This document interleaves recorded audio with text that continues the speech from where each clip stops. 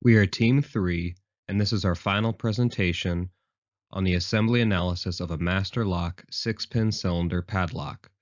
Our team is comprised of Michael, Nicholas, Daniel, Leah, and Holden. A padlock in general is a portable lock meant to bar something from access or entry. The top shackle of a padlock is to be looped between two halves of what is meant to be locked and pressed into the body. Once in the body, the shackle can only be released once the corresponding key is inserted. This key will depress 6 pins to specified heights, allowing the cylinder to rotate and release the shackle. The shackle of the master lock padlock is made of hardened steel to prevent break-ins, while the body is made of weatherproof brass. Here is our exploded view of our lock assembly. It features 8 unique components, and they are not designed for disassembly or repair. For simplification, certain parts have been grouped into subassemblies. Below is a cross-section of our padlock, highlighting the KC focus area in red. The two key characteristics we have chosen to analyze focus on how a key interacts with the pins to release the shackle. This interaction is critical because any significant deviation would not allow the shackle to be released, rendering the lock inoperable.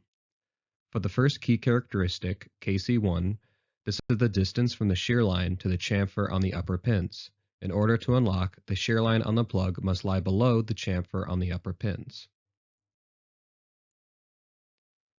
Finally, key characteristic 2, or KC2, is the distance from the tooth edge on the key to the lower chamfer on the key pin. In order for the cylinder to rotate, the key pin must sit in the valley of the key tooth and not right up the ridge. So here's our datum flow chain diagram for the full assembly, and we'll look at the case where there's no interference and so parts could move relative to each other to unlock the lock. So in looking at the lock diagram to the right, the key is inserted into the cylinder. Both rotate about the x-axis, which enacts a linear Y motion in the latch, allowing it to compress and release the shackle to move in the x-DOF.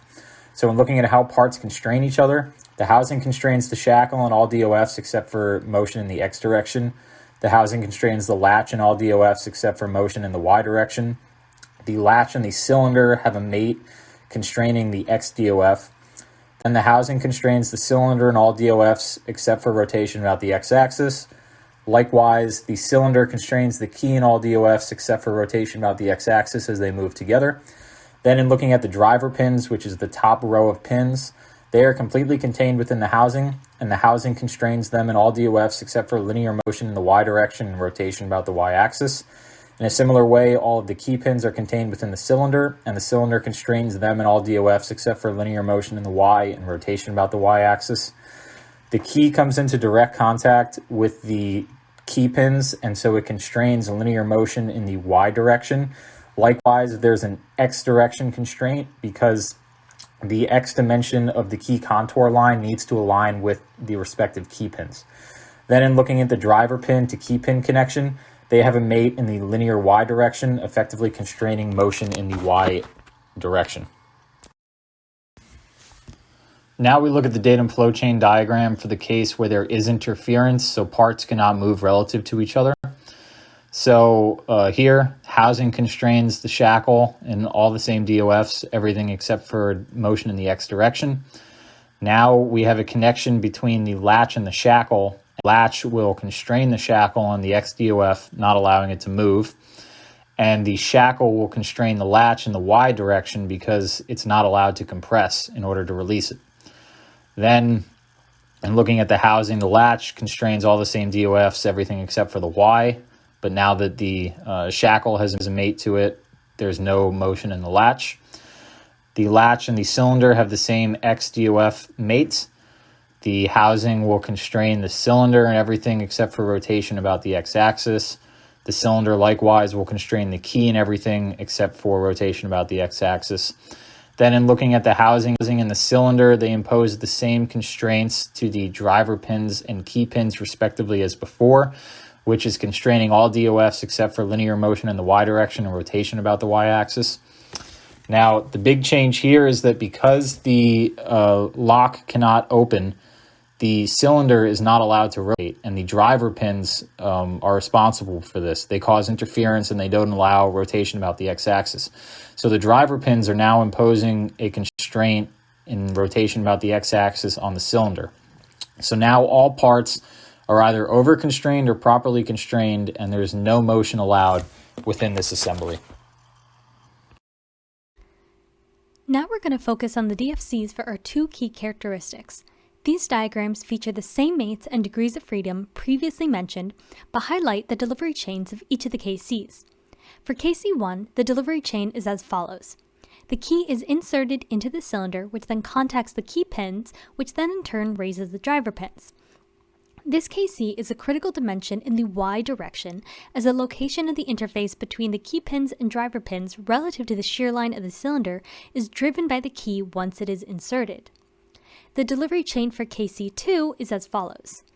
During assembly, the key pins are inserted into the cylinder, and then the cylinder is inserted into the housing. During unlocking, the key is inserted into the cylinder, which then contacts the key pins.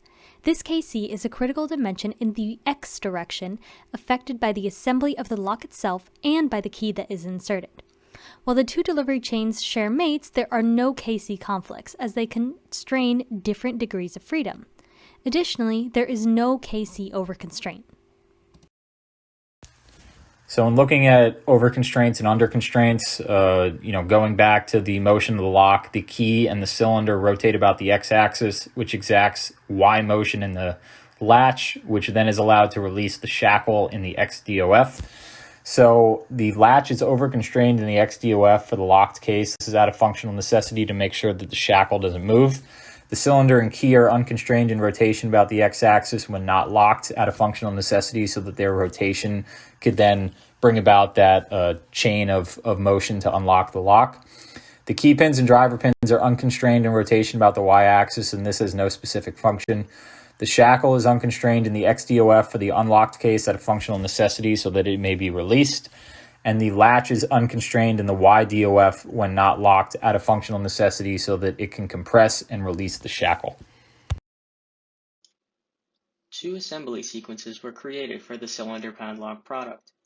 The first sequence involves linearly assembling each component one by one in the order of housing, latch, shackle, cylinder, key pins, driver pins, springs, pin stack plugs, and finally, key. The second sequence tree is nonlinear and has fewer steps by inclusion of a lock core subassembly, which includes the cylinder and the specific key and key pin combination for this unique lock. This assembly can occur in parallel with the assembly of latch and shackle to the housing, after which the subassembly is added and the remaining installation of driver pin, springs, and plugs takes place. As shown, assembly sequence 2 is preferred. By pre-assembling the key and key pins into the cylinder, the shear line alignment KC1 can be tested and pins swapped offline if necessary to ensure the specification is met without disrupting the assembly line. While the handling is slightly more difficult, faster assembly, fewer stoppages, and higher yields are worth a part transfer fixture. Thank you for listening.